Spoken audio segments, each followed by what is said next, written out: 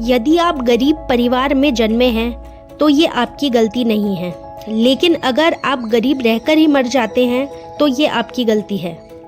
ऐसा कहना है दुनिया के सबसे अमीर इंसानों में से एक बिल गेट्स का। पर्सनल कंप्यूटर की अगर बात करें, मिडिल क्लास फैमिली तक सस्ते दाम में कंप्यूटर या लैपटॉप पहुंचाने की बात करें तो बिल गेट्स का नाम ना ले ऐसा हो ही नहीं सकता। बिल गेट्स ने अपनी पूरी ज़िंदगी दे दी पर्सनल कंप्यूटर को और बेहतर बनाने में। बिल गेट्स का वास्तविक नाम विलियम हेनरी गेट्स है। उनका जन्म 28 अक्टूबर 1955 में सिएटल, वॉशिंगटन में हुआ था।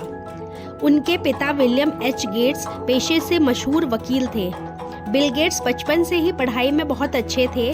उनके माता पिता उनका लॉ में करियर बनाना चाहते थे, लेकिन बिल गेट्स को बचपन से ही कंप्यूटर और प्रोग्रामिंग में रुचि थी। उनकी प्रारंभिक शिक्षा लेकसाइड स्कूल में हुई थी, जहां उन्हें स्कूल की तरफ से कंप्यूटर सीखने के लिए दे दिया गया, जिससे बिल गेट्स की कंप्यूटर में रुचि और बढ़ने लगी। बिल गेट्स को कंप्यूटर सीखने से ज़्यादा इस चीज़ में रुचि थी कि वो काम कैसे करता है। 13 साल की उम्र में उन्होंने बेसिक कंप्यूटर की भाषा में एक टिक टैक टो नाम का प्रोग्राम बनाया, जो कि एक गेम था।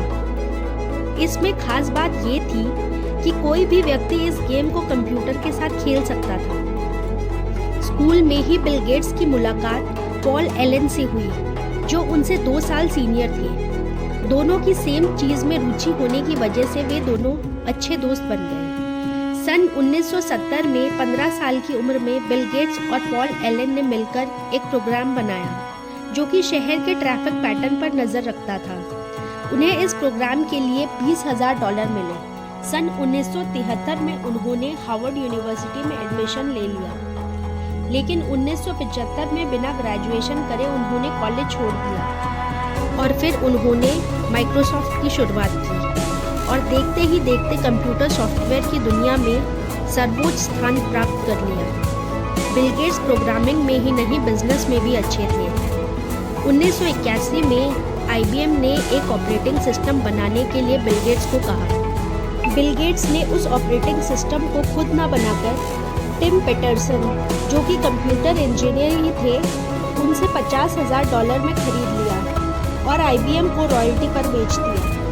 उस ऑपरेटिंग सिस्टम का नाम था MS-DOS, जिसकी कीमत 6 महीने में ही वसूल हो गई। बिल गेट्स हमेशा कुछ नया और बड़ा करने की तलाश में ही रहते थे। 1987 में जब वो 31 साल के थे, उनका नाम दुनिया के सबसे अमीर लोगों की लिस्ट में आ गया था।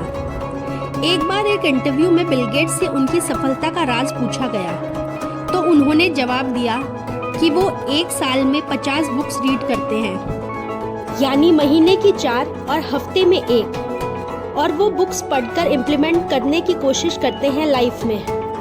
बिल गेट्स ने कई बार अपनी सक्सेस का राज बुक रीडिंग ही बताया है। उन्होंने ये भी कहा कि उनकी लाइफ का सबसे बड़ा रिग्रेट ये है कि उन्हें इंग्लिश के अलावा कोई और लैंग्वेज नहीं आती। वो कहते हैं कि अगर और लैंग्वेज आती तो और ज्ञान ले पाते।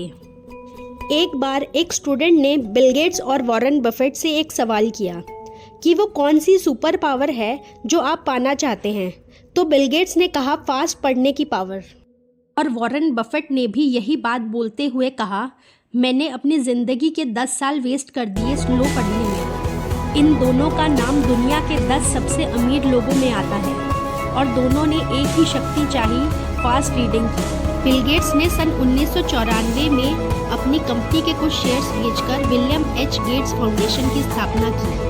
सन 2000 में bill and Melinda Gates foundation की स्थापना की, जिसके लिए उन्होंने अपनी कंपनी के $5 बिलियन के शेयर्स बेच दिए थे।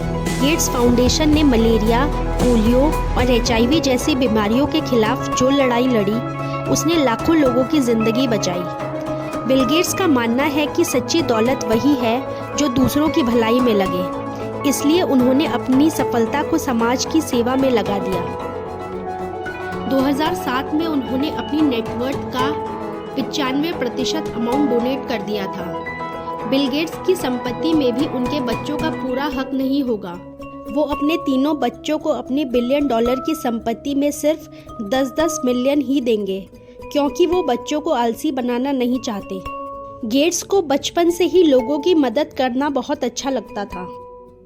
वो आज जो भी काम कर रहे हैं सिर्फ सोशल वेलफेयर के लिए ही कर रहे हैं। हमें बिल गेट्स की लाइफ से बहुत कुछ सीखने को मिलता है।